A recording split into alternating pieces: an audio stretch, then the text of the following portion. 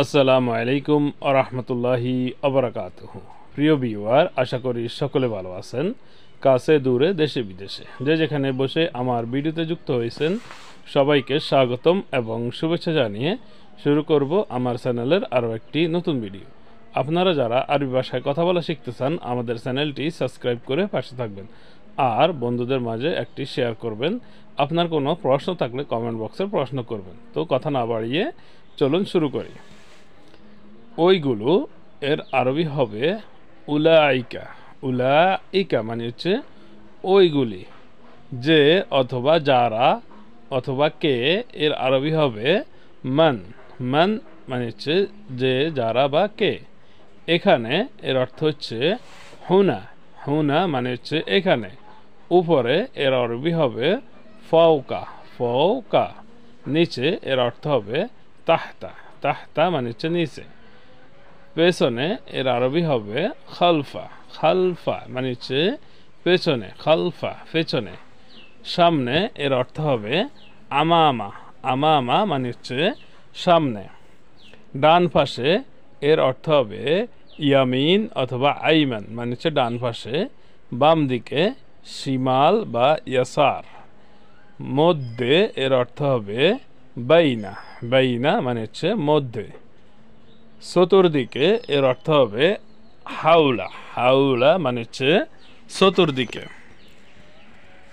যেখানেই এর অর্থ হচ্ছে হাইসু। হাইসু মানে হচ্ছে যেখানে। কখন এর অর্থ হবে মাতা। মাতা মানে হচ্ছে কখন। কোথায় এর অর্থ হবে আয়না। আয়না মানে হচ্ছে কোথায়। কেমন এর অর্থ হবে কাইফা। কাইফা মানে হচ্ছে কেমন। কত এর অর্থ হবে কাম। কাম মানে হচ্ছে কত। কোনটি এর অর্থ হবে আইয়ু। আইয়ু মানে হচ্ছে কোনটি। কি এর অর্থ হবে হাল। হাল মানে হচ্ছে কি। কি শব্দের অর্থ হচ্ছে মাজা। কোন এর অর্থ হচ্ছে কেন। লিমাদা। লিমাদা শব্দের অর্থ হচ্ছে কেন। উচ্চারণের ক্ষেত্রে অনেকে বলে লিমাদা। বংশধর এর অর্থ হবে আহাল। আহাল মানে হচ্ছে বংশধর। পরিবার বা স্বজন এর অর্থ হবে আয়লা। আয়লা মানে হচ্ছে পরিবার বা স্বজন, আত্মীয় স্বজন। তাই নয় কি এর অর্থ হচ্ছে আলা। আলা মানে হচ্ছে তাই নয় কি। কি চমৎকার এর অর্থ হবে নিমা। নিমা খুব খারাপ এর অর্থ হবে বিসা। বিসা মানে হচ্ছে খুব খারাপ। একরকম এর অর্থ হবে মিসল। মিসল বা মিতল মানে হচ্ছে একরকম। অনেকে মিসল উচ্চারণ করে, অনেকে মিতল উচ্চারণ করে। সাদৃশ্যপূর্ণ এর অর্থ হবে মাসাল। মাসাল সাদৃশ্যপূর্ণ। যার থেকে এর অর্থ হচ্ছে মিম্মান। মিম্মান মানে হচ্ছে যার থেকে। পূর্বে এর অর্থ হবে কাবলা। কাবলা মানে হচ্ছে পূর্বে। পরে এর অর্থ হবে বাদা। বাদা মানে হচ্ছে পরে। অতপর এর অর্থ হবে সুম্মা। সুম্মা মানে হচ্ছে অতপর। অবশ্যই এর অর্থ হবে লাকাদ। লাকাদ মানে হচ্ছে অবশ্যই। শীঘ্রই এর অর্থ হচ্ছে সাউফা। সাউফা মানে হচ্ছে শীঘ্রই। অথবা এর অর্থ হবে আও। আও মানে হচ্ছে অথবা। কিছু এর অর্থ হবে বাদ। বাদ মানে হচ্ছে বাদ মানে কিছু। বলা এর অর্থ হবে কলা। কলা মানে হচ্ছে বলা বা বলেছিল। হওয়া এর অর্থ বা কায়না বা ছিল। হওয়া বা ছিল এর অর্থ হবে কানা। বিশ্বাস করা মানে হচ্ছে আমানা। আমানা মানে হচ্ছে বিশ্বাস করা। জানা এর অর্থ হচ্ছে আলিমা বা আলেম মানে হচ্ছে জানা বা যে ব্যক্তি জানে।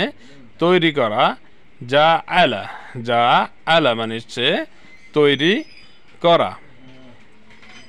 অস্বীকার করা এর অর্থ হচ্ছে কাফারা। কাফারা মানে হচ্ছে অস্বীকার করা। আশা এর অর্থ হবে যা। যা মানে হচ্ছে আশা। কাজ করা এর অর্থ হচ্ছে আমিলা। আমিলা অথবা আমেল মানে হচ্ছে কাজ করা। দেওয়া এর অর্থ হবে আতা। আতা মানে হচ্ছে দেওয়া। দেখা এর অর্থ হচ্ছে রওয়া। রওয়া মানে হচ্ছে দেখা। ইচ্ছা করা এর অর্থ হচ্ছে শাআ। শাআ মানে হচ্ছে ইচ্ছা করা। সৃষ্টি করা এর মানে হচ্ছে খালাকা। খালাকা মানে হচ্ছে সৃষ্টি করা। নাজিল করা এর অর্থ হচ্ছে আনজালা। আনজালা মানে হচ্ছে নাজিল করা বা অবতরণ করা। অস্বীকার করা এর অর্থ হচ্ছে কাজ্জাবা। আহ্বান করা এর অর্থ হচ্ছে দাআ। দাআ মানে হচ্ছে আহ্বান করা। ভয় করা ইয়াত্তাকা। ইয়াত্তাকা মানে হচ্ছে ভয় করা। অনুসরণ করা এর অর্থ হচ্ছে ইত্তাবা। ইত্তাবা মানে হচ্ছে কি অনুসরণ করা। প্রেরণ করা এর অর্থ হচ্ছে আরসালা। আরসালা মানে হচ্ছে প্রেরণ করা বা পাঠানো। গ্রহণ করা এর অর্থ হচ্ছে আখাজা বা আখদা মানে হচ্ছে গ্রহণ করা। অত্যাচার করা এর অর্থ হচ্ছে জালামা। জালামা অথবা জুলুম করা। তো বন্ধুরা, আশা করি ভিডিওটি আপনাদের ভালো লেগেছে। ভিডিওটি কেমন হয়েছে, কেমন লেগেছে সেটা অবশ্যই কমেন্ট বক্সে কমেন্ট করে জানাতে ভুলবেন না। বন্ধুদের মাঝে ভিডিওটি শেয়ার করবেন আর অবশ্যই একটি লাইক করবেন আর চ্যানেলটি সাবস্ক্রাইব করে আমাদের পাশে থাকবেন। আল্লাহ হাফেজ। আসসালামু আলাইকুম ওয়া রাহমাতুল্লাহি ওয়া বারাকাতুহু।